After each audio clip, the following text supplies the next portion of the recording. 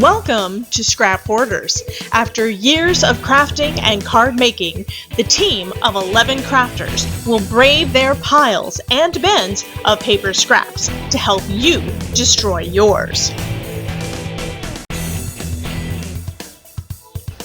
Previously on Scrap Hoarders, we discovered ways to eliminate scraps by making bookmarks and tags, and by creating embellishments to add to paper projects.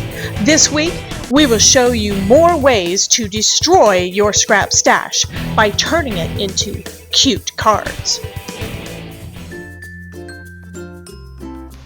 Hi guys, this is Debbie with Debbie J's Crafting Corner. I want to welcome you back to the Scrap Hoarders collaboration series. There are 11 crafters in the collaboration, and for 3 weeks we are showing you different ways to use your scraps. We all have tons of scraps from our card making and other paper crafting, and this week we will be making cards using our scraps. Last week we made tags and bookmarks, and the week before we showed you how to use those scraps to make embellishments of all kinds. At the top of the description box, you're going to find a link to the next person in the lineup.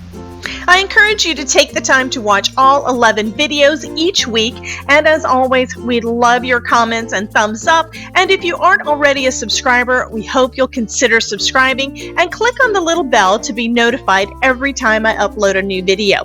You can also use hashtag #ScrapHoarders to find all of our videos. Some of us might be offering prizes on our channel, so be sure to pay close attention for details. And at the end of this 3-week series, we'll have 3 grand prize winners drawn from those who watched and commented on all 11 videos each week. If you've missed any of the videos, you still have time. You still have until July 5th to comment on each and be eligible for the grand prize drawing.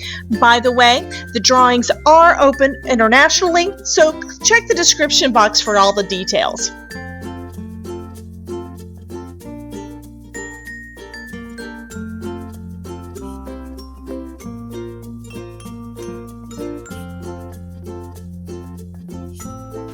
I don't know about you, but sometimes when I sit down to create, I have no idea what I'm going to do.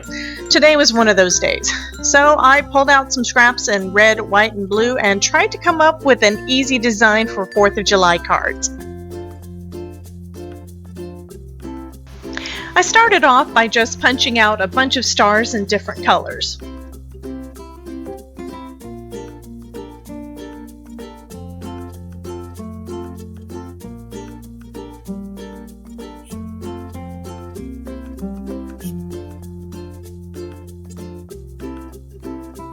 Then I started positioning things to see if there was anything that I could come up with pretty quick that I actually liked. I did like this design, starting off with just some stars and that blue stripe, so I decided to go ahead and put together a card and see how that turned out.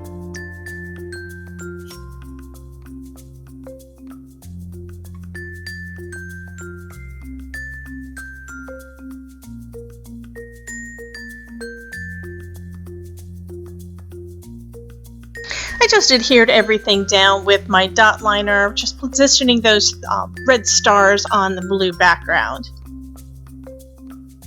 Now this isn't the kind of design I normally do, so I decided I needed to dress it up a bit, and what would be better than foil? So I'm adding some score tape just to the edges of that blue stripe. Figured I'll put some silver foil on the card and that would be perfect.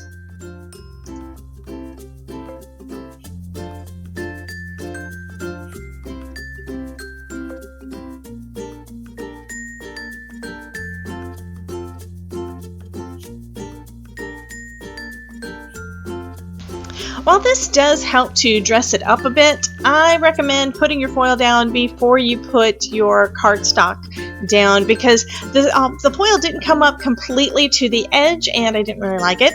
So I'm deciding to add some glue dots on to see if I can use those to dress it up a little bit more.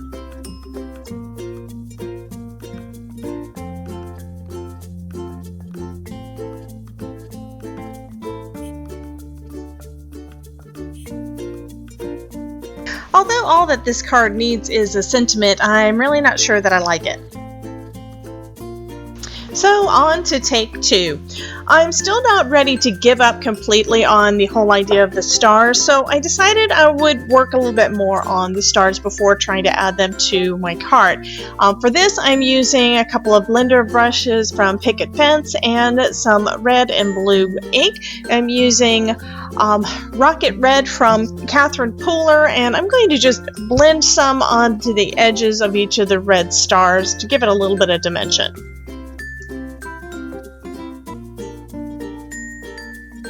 For the blue stars, I decided to go with Ranger Cobalt Blue Archival ink because it matches the blue cardstock that I'm using. Then I decided to do some embossing on each of those stars. I used a piece of blue painter's tape and just put that on a piece of cardstock to act as a handle, and then I put all my stars onto that, and I'm pressing down with some WOW embossing ink.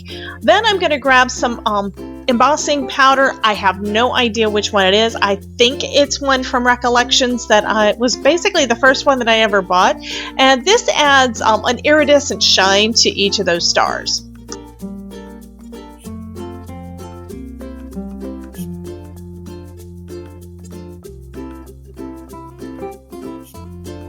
And of course I had to go with a second coat.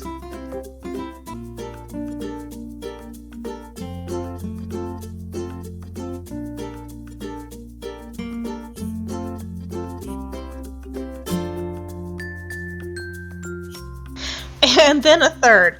I'll have to admit, at this point I just couldn't stop with the embossing powder. I was having a lot of fun. I was also making an incredible mess, which I hate doing, but I do want to start using my embossing powders more, so I need to just get over the fact that I'm making a mess.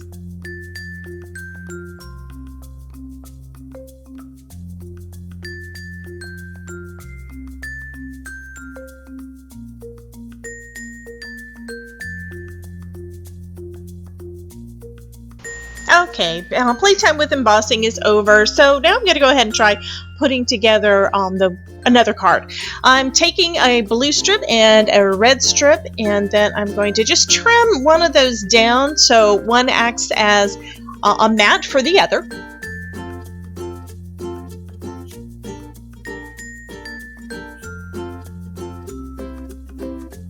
And then I'm going to position those stars on top.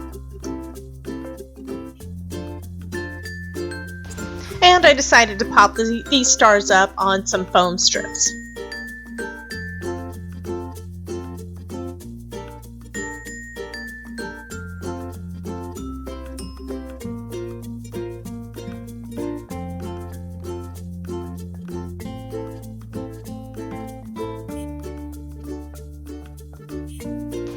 I do like this card better than the first one, and I've got quite a few of those embossed stars left over, so I decided to go ahead and put together another card.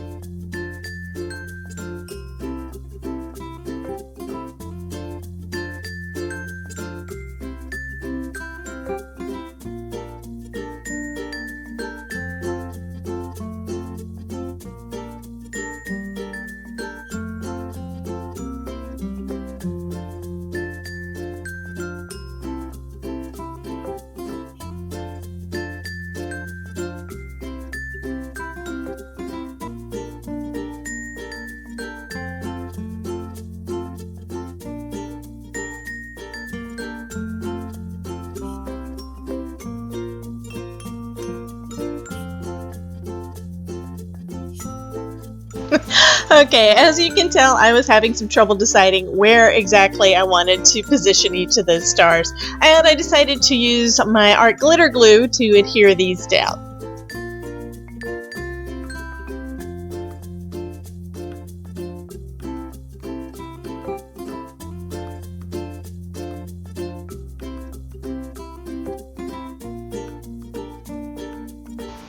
While I didn't add a sentiment to the first two cards, I decided to add one to this last card. I decided to go with a 4th of July theme, so I'm using a happy stamp from one stamp set, and then I'm going to be using the number off of a different stamp set. And And as usual, I forgot to use my powder tool until after I had already stamped with my embossing ink. So I redid that part, and then I'm also using the Letterit medium pen to fill in part of that 4 that I had stamped on here with the embossing ink, because I wanted to fill in those lines. Now I'm using some new to me embossing powder. I don't know what brand it is. One of my friends gifted me some things out of her craft stash, and this is one of the things that I received. And so far it's working out great. I love this silver embossing powder, and I'm going to use it until it is gone before I move back over to one of the ones I already had. So you can see I already stamped and embossed Happy 4th, and so, or rather Happy 4. So now I'm taking the TH stamp off of that same Heidi Swap stamp set, and then I'm going to be adding the TH. Now what's really fun with this type of a card is you could use any colors, you could use any shapes, and the Happy 4th, that would work perfect for a child's birthday or even for an anniversary, depending on what other things you use for a theme. So go ahead and be creative when it comes to using your scraps. You can wind up with a lot of fun different ideas for a card, and it's pretty quick and simple. Now here's something else. I did an oops on this one. I actually did it upside down. Most of my card bases are cut in half at 5.5 instead of 4 1/4, so I usually have a different dimension to work with. So instead what I'm doing, instead of just trashing the whole card after the embossing was done, I'm trimming it down and I'm going to put it onto a new card base. Now when you emboss after having gotten everything in place, sometimes it does make your card warp, so I'm using foam tape to adhere it down to my new card base so that this turns out better. As a final touch, and since I still had so many, I decided to add some of those embossed stars on the inside using my art glitter glue. Now, one thing with these embossed stars is they are not really wanting to stick that well, so I am having to hold them down for a bit. Sometimes that happens because I wound up getting a little bit of embossing powder on the back, but that's okay. This card, I think, turned out pretty cool. I want to thank you guys for joining us all for the Scrap Hoarders Hop series. Be sure to check out all the videos designed to help you to destroy your scrap stash, and let me know in the comments if you'd like to see more of this type of video on my channel. I love reading your comments and hearing your ideas. Thank you again for dropping by, and remember, if I can make it, you can too.